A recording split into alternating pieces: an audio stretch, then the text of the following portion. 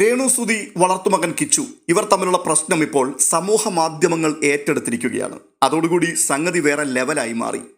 യൂട്യൂബിൽ content create ചെയ്യുന്ന ആൾക്കാരിൽ 99% ആൾക്കാരും രേണുവിന് എതിരായിട്ടാണ് പ്രതികരിക്കുന്നത്. എന്നാൽ ഫേസ്ബുക്കിലേക്ക് വരുമ്പോൾ കളി മാറി. രേണുവിന് വേണ്ടി സംസാരിക്കുവാൻ 1000-ഉം 10,000-ഉം നാവുകളാണ് ഫേസ്ബുക്കിൽ നിരന്തരം വന്നുകൊണ്ടേയിരിക്കുന്നത്. ഒറ്റ നിമിഷം കൊണ്ട് 10,000-കണക്കിന് ആൾക്കാർ കിച്ചുവിനെ തെറി പറഞ്ഞുകൊണ്ട് രംഗത്തെത്തുന്ന കാഴ്ച കാണുന്നുണ്ട്. അവിടെ രേണു ഒരു പാവം വളർത്തമ്മയാണ്. അച്ഛൻ്റെ ദുർനടപ്പും 1-2 അമ്മമാരുടെ താന്തോന്നിത്തരവും നശിപ്പിച്ചു കളഞ്ഞ കിച്ചുവിൻ്റെ ജീവിതത്തെ ഒരു കര പറ്റിച്ചത് രേണു സുധിയാണ്. 11ാം വയസ്സ് മുതൽ ഏതാനും നാൾ മുമ്പ് വരെ അവനെ സംരക്ഷിച്ചത് രേണു സുധിയാണ്. അവൻ ചോദിക്കുമ്പോൾ അവന് പണം നൽകി അവനെ പൊന്നുപോലെ നോക്കിക്കൊണ്ട് നടന്നത് രേണുവാണ്. ആ രേണുവിനെതിരെ ഇപ്പോൾ അവൻ വിഷം ചീറ്റിയിരിക്കുന്നു. പാല് കൊടുത്ത കൈക്ക് തന്നെ അവൻ ആഞ്ഞു കൊത്തിയിരിക്കുന്നു. നന്ദിയില്ലാത്തവൻ, സ്നേഹമില്ലാത്തവൻ. വല്ലവന്റെയും ഒക്കെ അഭിപ്രായങ്ങൾ കേട്ടുകൊണ്ട് പോറ്റി വളർത്തിയ അമ്മയെ സമൂഹ മാധ്യമങ്ങളുടെ മുമ്പിൽ ആക്ഷേപിക്കുവാൻ വേണ്ടി വലിച്ചെറിഞ്ഞു കൊടുത്തവൻ. ഇങ്ങനെ പോവുകയാണ് രേണുവിനെ സ്നേഹിച്ച് കട്ടയ്ക്ക് സപ്പോർട്ട് ചെയ്യുന്നൊരു വലിയ കൂട്ടം ആൾക്കാരുടെ കമന്റുകൾ. ഒപ്പം രേണുവിനെ സപ്പോർട്ട് ചെയ്തുകൊണ്ട് നെടുനീളം ലേഖനങ്ങളും എഴുതി പിടിപ്പിക്കുന്ന ധാരാളം കോളമിസ്റ്റുകളും രംഗത്തെത്തിയിട്ടുണ്ട്. അവരെല്ലാവരും ചൂണ്ടിക്കാട്ടുന്നത് രേണു കഴിഞ്ഞ ദിവസം വരെയും കിച്ചു ആവശ്യപ്പെട്ട പണം അവന് കൊടുത്തുകൊണ്ടേയിരുന്നു എന്നുള്ളതാണ്. അതിന്റെ തെളിവുകളും സോഷ്യൽ മീഡിയയിൽ അവർ ഹാജരാക്കുന്നുണ്ട്. അവനും രേണുവും തമ്മിൽ യാതൊരു ബന്ധവും ഇല്ലായിരുന്നുവെങ്കിൽ ഇങ്ങനെയൊക്കെ ആവുമായിരുന്നോ എന്നുള്ള പ്രധാനമായ ചോദ്യമാണ് അവർ ഉന്നയിക്കുന്നത്. വളരെ ദൈർഘ്യമുള്ള ഒരു വീഡിയോയിൽ സ്വന്തം അമ്മ അവനെ ഉപേക്ഷിച്ചു പോയതിനെ തുടർന്ന് രണ്ടാനമ്മയുടെ കീഴിലേക്ക് അവൻ എത്തുന്നതും അവിടെ അവൻ കണ്ടു വളർന്നതുമായിട്ടുള്ള പ്രശ്നങ്ങൾ, തുടർന്ന് 3ാമത്തെ അമ്മയായ രേണുവിന്റെ വീട്ടിലേക്ക് വന്നപ്പോൾ അവൻ അവിടെ അനുഭവിച്ച ഏകാന്തത, 3 വർഷക്കാലം സ്വന്തം വീട്ടിലുള്ള വ്യക്തികളുമായി പോലും സമ്പർക്കമുണ്ടാവാതെ ഒരു മുറിക്കകത്ത് കഴിഞ്ഞുകൂടിയ അവസ്ഥ, ഇതൊക്കെയാണ് അവൻ ലോകത്തോട് തുറന്നു പറഞ്ഞത്.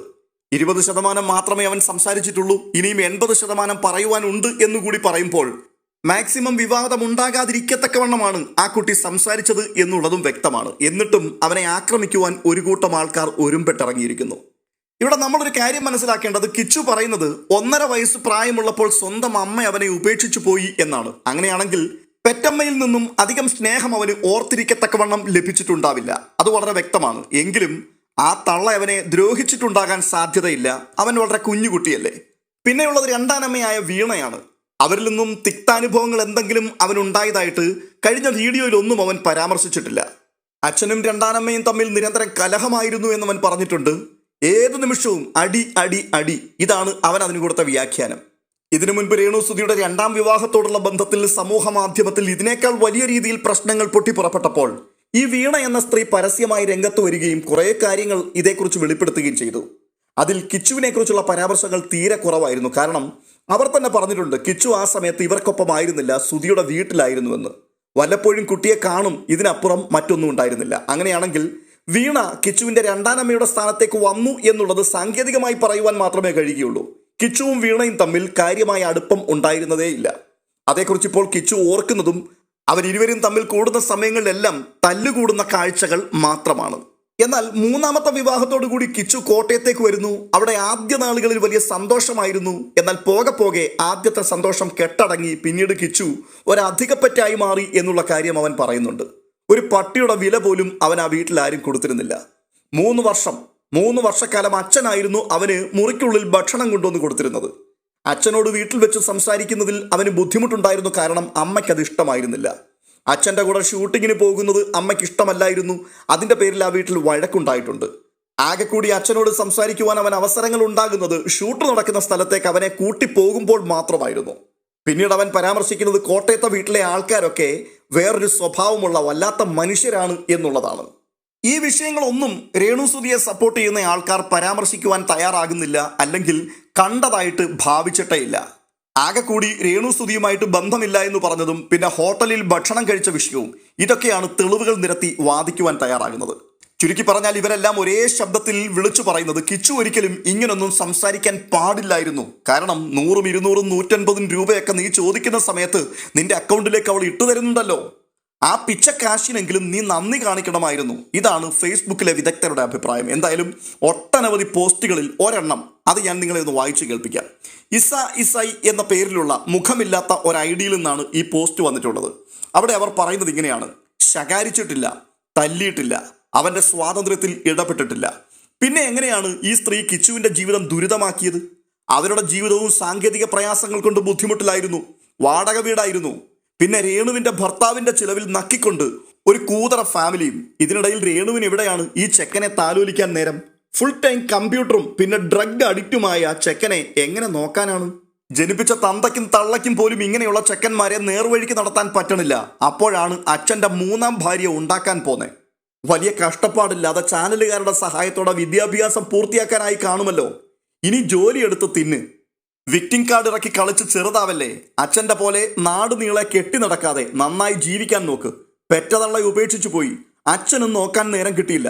അച്ഛൻ്റെ മൂന്നാം ഭാര്യ നെഗറ്റീവ് തരംഗത്താൽ അത്യാവശ്യം കാശും പ്രശസ്തിയും ആയതുകൊണ്ട് അവരെ താറടിച്ച് ഉണ്ണാതെ കഴിവുകൊണ്ട് വളരാൻ നോക്ക് ചെക്ക. എന്തൊരു എഴുത്താണിത്! ഇലയ്ക്കും മുള്ളിനും കേടില്ലാത്ത രീതിയിൽ ഒരു എഴുത്ത്. വായിക്കുന്നവർക്ക് രേണുവിനെയും സപ്പോർട്ട് ചെയ്യുന്നില്ല, കിച്ചുവിനെയും സപ്പോർട്ട് ചെയ്യുന്നില്ല എന്ന ഫീൽ ഉണ്ടാവണം. അപ്പോൾ തന്നെ കിച്ചുവിന്റെ അടിനാവി നോക്കി കൊടുക്കാനുള്ളത് കൊടുത്തു എന്നുള്ളൊരു സംതൃപ്തിയും കിട്ടണം. അതാണ് ഈ പോസ്റ്റിൽ നമുക്ക് കാണുവാൻ കഴിയുന്നത്. അവന്റെ സ്വാതന്ത്ര്യത്തിൽ ഇടപെട്ടിട്ടില്ല, അവനെ അടിച്ചിട്ടില്ല, അവനെ ശകാരിച്ചിട്ടില്ല. പിന്നെ എങ്ങനെയാണ് അവന്റെ ജീവിതത്തെ ദുരിതത്തിലാക്കിയത് രേണു എന്നാണ് ആദ്യത്തെ ചോദ്യം. അവനെ അടിച്ചു, ശകാരിച്ചു, അവന്റെ സ്വാതന്ത്ര്യത്തിൽ ഇടപെട്ടു എന്നൊന്നും അവൻ പറഞ്ഞില്ലല്ലോ. പകരം ആ വീട്ടിൽ വേർകൃത്യമുണ്ടായിരുന്നു. അവനെ ഒറ്റപ്പെടുത്തി. 3 വർഷം ആ വീട്ടിൽ അവനോട് ആരും സംസാരിക്കുവാനും സഹകരിക്കുവാനും തയ്യാറായില്ല. വല്ലാത്ത വീർപ്പുമുട്ടലായിരുന്നു. അവിടെയാണ് അവൻ പുറത്തേക്ക് പോകുന്നതും പിന്നീട് അവൻ വഴിതെറ്റിപ്പോയതും. ഒടുവിൽ അവൻ രക്ഷപ്പെട്ട് കൊല്ലത്തെ വീട്ടിലെത്തുവാൻ വേണ്ടി അവരോട് അനുവാദം ചോദിച്ചു. ആദ്യം അവരത് അംഗീകരിച്ചില്ല എന്നും പറയുന്നുണ്ട്. ഇതെല്ലാം കേട്ടതിന് ശേഷമാണ് ആ ചെക്കനെ ഇമ്മാതിരി കുത്തുകൂത്തുന്നത്. ഈ സമാനമായ സാഹചര്യത്തിൽ കൂടി ഈ പോസ്റ്റ് എഴുതി വെച്ചിരിക്കുന്ന വ്യക്തി കടന്നു പോയാൽ ആ ലൈഫിനെ ദുരിതം എന്ന് പറയുമോ അതോ സന്തോഷകരമായ സ്വാതന്ത്ര്യകരമായ ജീവിതം എന്ന് നിങ്ങൾ വിശേഷിപ്പിക്കുമോ? നിങ്ങൾ ഒരു കാര്യം മനസ്സിലാക്കണം. നക്കാപ്പിച്ച പൈസ ഇട്ട് ഗൂഗിൾ പേ ചെയ്തു കൊടുത്തു എന്ന് പറയുന്നതല്ല ഒരു കുട്ടിയെ സംബന്ധിച്ചിടത്തോളം അത്യാവശ്യമുള്ള കാര്യം. അവൻ്റെ ബാല്യ കാലഘട്ടത്തിൽ അവന് ഏറ്റവും അധികം ആവശ്യമുള്ളത് അവൻ്റെ അച്ഛൻ്റെയും അമ്മയുടെയും മറ്റുള്ളവരുടെയും ഒക്കെ സ്നേഹവും സഹകരണവും ഒക്കെയാണ്. അത് ലഭിച്ചില്ല എന്ന് മാത്രമല്ല, സ്വന്തം അച്ഛൻ പോലും ആ കുട്ടിയെ ലാളിക്കുന്നതിനോട് മൂന്നാം അമ്മയ്ക്ക് താല്പര്യമില്ലായിരുന്നു എന്ന് പറയുമ്പോൾ ജീവിതത്തിൽ ഒരിക്കലും ഉണങ്ങുവാൻ കഴിയാത്തൊരു മുറിവായി ഹൃദയത്തിൻ്റെ കോണിൽ എല്ലാ കാലവും അതങ്ങനെ പച്ചയായി തന്നെ നിലനിൽക്കും എന്നുള്ളത് വ്യക്തമാണ്. ഇതൊക്കെ അനുഭവിച്ചവർക്ക് പെട്ടെന്ന് മനസ്സിലാവും. അത് അനുഭവിക്കാത്തവർക്ക് ഇത് സോഷ്യൽ മീഡിയയിലെ ഒരു കഥ മാത്രമായിട്ട് അവശേഷിക്കും. രേണുസുതിയുടെ നമ്മളാരും കണ്ടിട്ടില്ലാത്ത മറ്റൊരു മുഖം ഇവിടെ വെളിപ്പെട്ടു വരുന്നുണ്ട്. പക്ഷേ രേണുവിനോട് വല്ലാത്ത സ്നേഹവും ആത്മാർത്ഥതയും നിറഞ്ഞു തുളുമ്പുന്ന ആൾക്കാർ അവരെന്ത് ചെയ്താലും അതിനെ സപ്പോർട്ട് ചെയ്യുക മാത്രമേ ചെയ്യുകയുള്ളൂ. അവർ പറയുന്നത് ആരുടെയോ ഇടപെടൽ നിമിത്തമാണ് ആ കൊച്ചൻ ഇപ്പോൾ രേണുവിനെതിരെ തിരിഞ്ഞിരിക്കുന്നത് എന്നാണ്. എന്നാൽ രേണുസുതി ആകട്ടെ പുറത്തുനിന്നും ആ കുട്ടിയെ സ്വാധീനിച്ച വ്യക്തി ഷെഫീന ബീവിയാണ് എന്ന് നിസ്സംശയം തുറന്നു പറയുകയും ചെയ്യുന്നു. രേണുസുതി ഷെഫീന ബീവിയുടെ പേര് പറഞ്ഞതിന് ശേഷമാണ് സോഷ്യൽ മീഡിയയിൽ ഇമാതിരി പോസ്റ്റുകളൊക്കെ കണ്ടമാനം പ്രവഹിക്കുവാൻ തുടങ്ങിയത്. എന്തായാലും രേണു പറയുന്നത് തൊണ്ട തൊടാതെ വിഴുങ്ങുവാൻ ഒരു വലിയ കൂട്ടം ആൾക്കാരുണ്ട്. യാതൊരു വിവരവും ബോധവും ഇല്ലാത്ത കുറച്ച് നികൃഷ്ട ജന്മങ്ങൾ. അങ്ങനെയുള്ളവരോട് ചില വാക്കുകൾ ഞാൻ പറയാം. ഇത്രയും കാലം ഒട്ടനവധി പ്രശ്നങ്ങൾ ഉണ്ടായിരുന്നിട്ടും ആ കുട്ടി പ്രതികരിക്കാൻ തയ്യാറായിട്ടേ ഇല്ല. രേണുസുതി അഭിനയിക്കുവാൻ വേണ്ടി പോകുന്നു, കള്ളു കുടിച്ചതിനെ പറ്റി സംസാരിക്കുന്നു.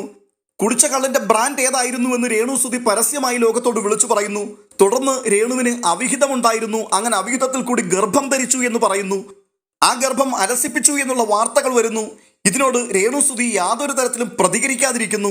ഇതെല്ലാം കണ്ടിട്ടും കിച്ചു എന്ന ഈ കുട്ടി യാതൊരക്ഷരവും അതേക്കുറിച്ച് ഒന്നും അഭിപ്രായം പറയുവാൻ പൊതുസമൂഹത്തിന്റെ മുമ്പിൽ വന്നിരുന്നില്ല. പക്ഷേ ഇപ്പോൾ അവൻ പ്രതികരിക്കുവാൻ തയ്യാറായി. എന്തുകൊണ്ടായിരിക്കും? കാരണം ഒന്നു മാത്രമേ ഉള്ളൂ, സഹിക്കുവാൻ പറ്റാത്ത അപമാനം. എന്ന് വെച്ചാൽ യൂട്യൂബിൽ രേണുസുതി എക്സ്ക്ലൂസീവ് കണ്ടന്റുകൾ കൊടുക്കുവാൻ തീരുമാനിച്ചു. അതാണ് വിഷയം. സബ്സ്ക്രിപ്ഷൻ ഏർപ്പെടുത്തി പണം വാങ്ങി ശരീരപ്രദർശനം നടത്തുവാൻ അവർ തീരുമാനിച്ചിരിക്കുന്നു. എക്സ്ക്ലൂസീവ് കണ്ടന്റ് എന്നൊക്കെ പറയുമ്പോൾ എന്തുമാകാം. അവിടെ എന്താണ് സംഭവിക്കുന്നത് എന്ന് കാണുന്നവർക്കല്ലാതെ നമുക്കാർക്കും അറിയില്ല. എന്നാൽ പൈസ കൊടുത്ത് ആ എക്സ്ക്ലൂസീവ് കണ്ടന്റ് കാണുവാൻ വേണ്ടി കുറെ വിദ്വാൻമാർ അവിടെ എത്തി. അവർ കണ്ടത് രേണുസുതിയുടെ ഭാഷയിൽ പറഞ്ഞാൽ ചെറിയ വട. ആ ചെറിയ വട സമൂഹത്തെ കാണിക്കുന്നതിന് അല്പവസ്ത്രധാരിയായി അവർ തൻ്റെ സബ്സ്ക്രൈബേഴ്സിന്റെ മുൻപിൽ എത്തുകയാണ്. അവർക്ക് ദർശന സുഖം നൽകുകയാണ്. അവിടെ നുഴഞ്ഞു കയറിയ ദോഷൈക ദൃക്കുകൾ അതിന്റെ സ്ക്രീൻഷോട്ട് എടുത്തു സമൂഹ മാധ്യമങ്ങളിൽ പ്രചരിപ്പിച്ചു. ഇവിടെ ചിന്തിക്കേണ്ട ഒരു വിഷയം, സ്വന്തം മകനൊന്നും അല്ല എങ്കിലും രേണുസുതിയുടെ മകൻ എന്ന പേരിൽ സമൂഹത്തിൽ അറിയപ്പെടുന്ന പ്രായപൂർത്തിയായ ഒരു കുട്ടി, ആ കുട്ടിയെ സംബന്ധിച്ചിടത്തോളം ഇത് സന്തോഷകരമായ കാര്യമാണോ അതോ അപമാനമാണോ? നിന്റെ അമ്മ പാതിരാത്രി വെളുക്കോളം സോഷ്യൽ മീഡിയയിൽ കാശു വാങ്ങിക്കൊണ്ട് ശരീരം വിൽക്കുകയാണ് എന്ന് അവന്റെ സമപ്രായക്കാർ അവനെ കാണുമ്പോൾ കമന്റ് അടിച്ചാൽ, ട്രോളിയാൽ അതവന് സന്തോഷമാണോ ഉണ്ടാവുക അതോ സങ്കടമാണോ ഉണ്ടാവുക? പാല് കൊടുത്ത കൈക്ക് കൊത്തി എന്ന് പറയുന്ന ആൾക്കാർ, നന്ദി കാണിച്ചില്ല എന്ന് പറയുന്ന ആൾക്കാർ ഒരു നിമിഷം ആലോചിക്കണം. നിങ്ങൾ ഇതുപോലെ സോഷ്യൽ മീഡിയയുടെ മുമ്പിൽ തുണിയുരിഞ്ഞാടുവാൻ തയ്യാറായാൽ നിങ്ങളുടെ മക്കൾ അതിനെ സപ്പോർട്ട് ചെയ്യുമോ? അതോ അവർ സപ്പോർട്ട് ചെയ്യണം എന്നാണോ നിങ്ങൾ ആഗ്രഹിക്കുന്നത്? രേണുസുതിയുടെ വിഷയം സംസാരിക്കുന്ന ആൾക്കാരുടെ കമന്റ് ബോക്സിലും അതുപോലെ എൻ്റെ കമന്റ് ബോക്സിലും ഒക്കെ വന്നിട്ട് പലപ്പോഴും ആൾക്കാർ എഴുതുന്ന ഒരു കമന്റ് ഉണ്ട്, ആ പെങ്കൊച്ച് ജീവിക്കാൻ വേണ്ടി എന്തെങ്കിലുമൊക്കെ ചെയ്യട്ടെ, നിങ്ങൾക്കൊക്കെ എന്താ ഇത്ര സൂക്കേട്, നിങ്ങൾ നിങ്ങളുടെ പണി നോക്കി പോകുന്നതല്ലേ നല്ലതെന്ന്. അങ്ങനെയുള്ളവരോട് അതേ നാണയത്തിൽ തന്നെ ഞാനും ഒരു ചോദ്യം ചോദിക്കുകയാണ്. സോഷ്യൽ മീഡിയയിൽ കണ്ട കാര്യങ്ങൾ ഞാൻ എൻ്റെ ചാനലിൽ കൂടി എൻ്റെ അഭിപ്രായമായി പറഞ്ഞുകൊണ്ടിരിക്കുകയാണ്. അതിൻ്റെ കീഴിൽ വന്നിട്ട് നിങ്ങൾ എന്തിനാണ് കമന്റ് എഴുതുന്നത്? ഞാൻ എന്തെങ്കിലും ചെയ്തോട്ടെ, നിങ്ങൾ നിങ്ങളുടെ പണി നോക്കി പോകുന്നതല്ലേ നല്ലത്. എല്ലാ ആൾക്കാർക്കും എല്ലാം ചെയ്യുവാനുള്ള അധികാരമുണ്ട് എന്നൊക്കെ ധരിച്ചു വെച്ചിരിക്കുന്ന ആൾക്കാരുണ്ടാവും. പക്ഷേ അഭിമാനം എന്ന് പറയുന്ന ഒരു കാര്യത്തിന് കണ്ടമാനം വില കൊടുക്കുന്ന ഒരു കൂട്ടം ആൾക്കാർ ഓപ്പോസിറ്റ് സൈഡിലുമുണ്ട്. അവർക്ക് പല കാര്യങ്ങളോട് കോംപ്രമൈസ് ചെയ്യുവാൻ പറ്റിയെന്ന് വരികയില്ല. രേണുസുതി ക്യാമറയുടെ മുമ്പിൽ തുണി പറിച്ച് നൃത്തം ചെയ്യുന്നത് കണ്ട് ആസ്വദിക്കുന്ന ആൾക്കാരുണ്ടാവും. അവർക്കത് സന്തോഷമാണ്. ഇനി അടുത്തത്, സോഷ്യൽ മീഡിയയിൽ തുണി പറിച്ചിട്ടാണെങ്കിലും അതിൽ കൂടി പണം ലഭിക്കുന്നുണ്ടല്ലോ, അങ്ങനെയെങ്കിൽ എന്തും അവൾ കാണിക്കട്ടെ എന്ന് ചിന്തിക്കുന്ന രേണുവിൻ്റെ അച്ഛനും അമ്മയും സഹോദരിയും ഉണ്ടായിരിക്കും.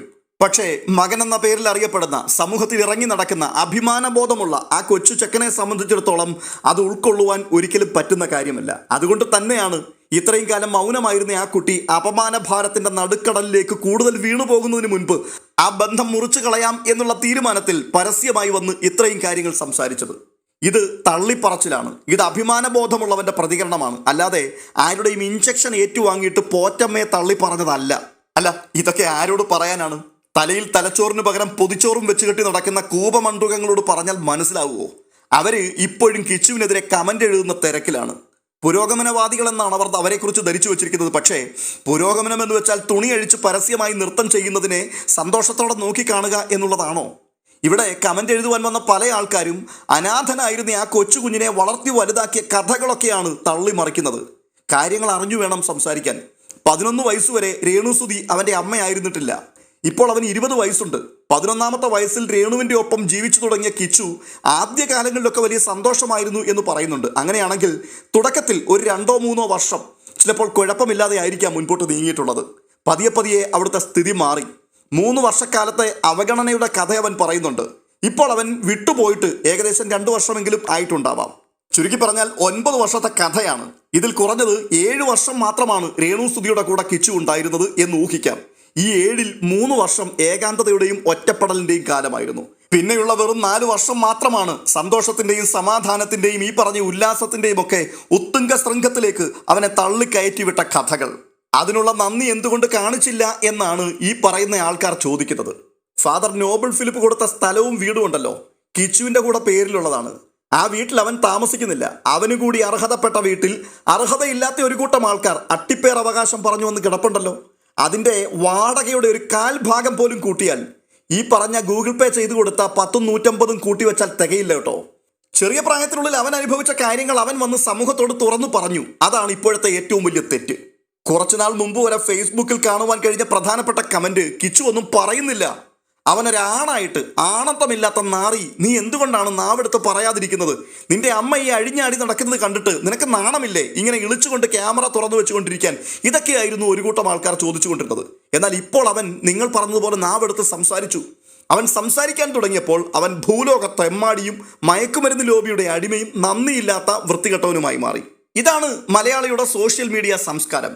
പിന്നെ പോയി പണിയെടുത്ത് ജീവിക്കടാ ചെക്ക എന്നൊക്കെ പറഞ്ഞ് അവനെ ആക്ഷേപിക്കുന്ന വ്യക്തിയോട് ഒന്നുകൂടെ പറയാം, രേഷ്മ തങ്കച്ചൻ തുണിയുടെ നീളം കുറച്ച് കഷ്ടപ്പെട്ടുണ്ടാക്കുന്ന പൈസ അത് അവൻ വാങ്ങാൻ പാടില്ലാത്തതായിരുന്നു.